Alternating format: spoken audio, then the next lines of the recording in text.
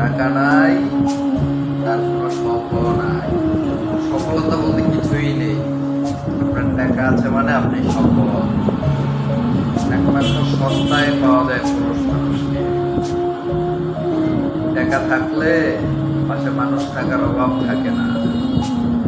এই বাস্তব দুনিয়ায় টাকাই সব। টাকা কিছু মানুষকে শান্তি আবার দুর্বলতা এনে দেয়।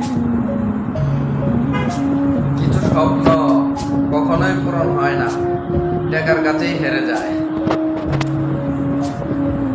একদিন হয়তো অনেক টাকা হবে, কিন্তু মনে পড়বে শখের বয়সটাতে টাকার অভাব ছিল।